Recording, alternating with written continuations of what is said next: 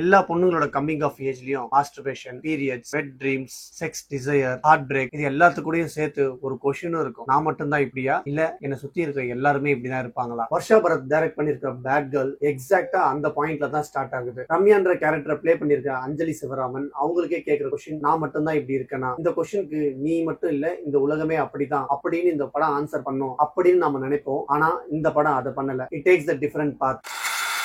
வணக்கம் சினிஃபைல்ஸ், நான் உங்க பார்ன் ஃபார் சினிமா. இன்னைக்கு நம்ம பார்க்க போற படத்தோட review bad girl, directed by Varsha Bharath, produced by Vetrimaaran and Anurag Kashyap. இந்த படத்தோட கதை என்னன்னா, ரம்யாவோட ஹை ஸ்கூல் ஃபேன்லெஸ் ரொமான்ஸ், டாக்ஸிக் காலேஜ் ரிலேஷன்ஷிப், ஒரு பிராமின் ஃபேமிலியில இருக்கிற மேரேஜ் ப்ரெஷர், இது எல்லாமே சாப்டர் வைஸா வரும். அவளோட ஃபர்ஸ்ட் கிஸ்ல இருந்து ஃபர்ஸ்ட் செக்ஸ் எக்ஸ்பீரியன்ஸ், அவளோட ஒரு ரிலேஷன்ஷிப்ல இருந்து இன்னொரு relationship, one breakup to another breakup, இது எல்லாம் முடிஞ்சோம்னே அவளுக்கே கேட்கிற கொஸ்டின், நான் ஏதாச்சும் தப்பு பண்ணிட்டேன்னா, நான் இன்னும் அந்த ரிலேஷன்ஷிப்ல ஹோல்ட் ஆன் பண்ணிருக்கணுமா? பட் அதுக்கான ஆன்சர் எல்லாம் இந்த படத்துல அவளுக்கு அட்வைஸா வராம இந்த படத்தோட கதையாவே அது நடக்கும். அந்த மிஸ்டேக்ஸ்ல இருந்து அவள் லேர்ன் பண்ணுவா. அதான் இந்த நரேட்டிவோட பியூட்டியே. Varsha Bharath refuses smooth story telling. Cuts ரொம்ப ஃபிராக்சர்டா இருக்கும், மொமெண்ட்ஸ் ரிப்பீட் ஆகும், டயலாக்ஸ் ரெஸ்ட்லெஸ்ஸா இருக்கும், ஈவன் க்ளோஸ் அப் ஷாட்ஸ் கூட வைடா தான் இருக்கும். இதெல்லாம் மிஸ்டேக்ஸ் இல்ல, அவங்க டெலிபரேட்டா பண்ணிருக்காங்க. மேபி லைஃபோட அன்ரிசால்வ்ட் ஃபீலிங்ஸ்க்கு இது ஒரு பெஸ்ட் சினிமாட்டிக் வாய்ஸா இருக்கலாம். Ramya is messy, she is unapologetic, periods, pimples, self doubt கூட அரகன்ஸோட தான் இருக்கும். இந்த கேரக்டரை அஞ்சலி சிவராமன் ரொம்ப ராவா எனர்ஜெட்டிக்கா பெர்ஃபார்ம் பண்ணிருக்காங்க. ஷீ மேக்ஸ் ரம்யா கன்ஃபியூசிங்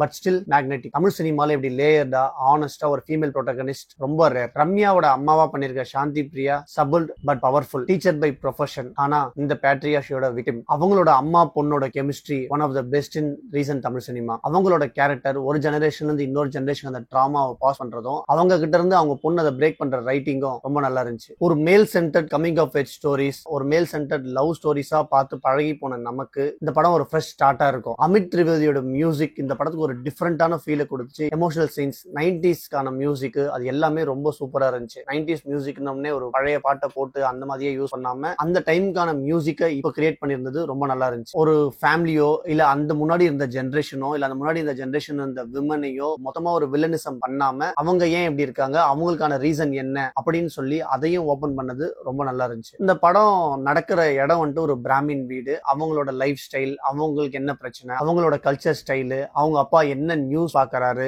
அந்த பொண்ணு அவங்க வீட்ல எப்படி ட்ரீட் பண்றாங்க, அதை மட்டும் செலக்டிவா இந்த படத்துல காட்டின மாதிரி இருந்துச்சு. அவளோட கேரக்டரை விட்டு மத்த எந்த கேரக்டருக்குமே டெப்த் இல்லாம இருந்தது மைனஸா இருந்துச்சு. So finally bad girl is not a perfect film. Uneven, repetitive, sometimes exhausting, ஆனா அது எல்லாமே போல்டா இருக்கும், ஆனஸ்டா இருக்கும். It's a different attempt to Tamil cinema. ஒரு காம்ப்ளிகேட்டட் உமனை ஒரு படத்தோட லீடா வச்சு பண்றதுக்கே ஒரு பெரிய தைரியம் வேணும். அதை ப்ரொடியூஸ் பண்றதுக்கு இன்னும் ஒரு பெரிய தைரியம் வேணும். So hats off to director and producer. ஒரு பெரிய ரிஸ்க தைரியமா எடுத்திருக்காங்க. இந்த படத்தோட ரிவ்யூவை இந்த கோட்டோட முடிக்கலாம்னு இருக்கேன். Good girls go to heaven but bad girls go to everywhere. எனக்கு போல்டா இருந்துச்சு, இம்பர்ஃபெக்ட்டா இருந்துச்சு, ஆனா ஆனஸ்டா இருந்துச்சு. It's a dare attempt. நீங்க இந்த படம் பாத்தீங்கன்னா ரம்யா உங்களுக்கு ஸ்ட்ரேஞ்சா இருந்தாலா இல்ல ஃபெமிலியரா இருந்தாலா கமெண்ட் பண்ணுங்க. இந்த வீடியோ உங்களுக்கு பிடிச்சிருந்தா லைக் பண்ணுங்க. மூவி ரிவ்யூஸ் மட்டும் இல்லாம ஃபிலிம் டிஸ்கஷன்ஸ், மூவி ரெக்கமெண்டேஷன்ஸ் எல்லாம் சேனல்ல வீடியோஸா வந்துட்டு இருக்கு. அதெல்லாம் மிஸ் பண்ணாம பார்க்கணும்னா சேனலை சப்ஸ்கிரைப் பண்ணிக்கோங்க. Until then, signing off from the Bad Girl of Cinema.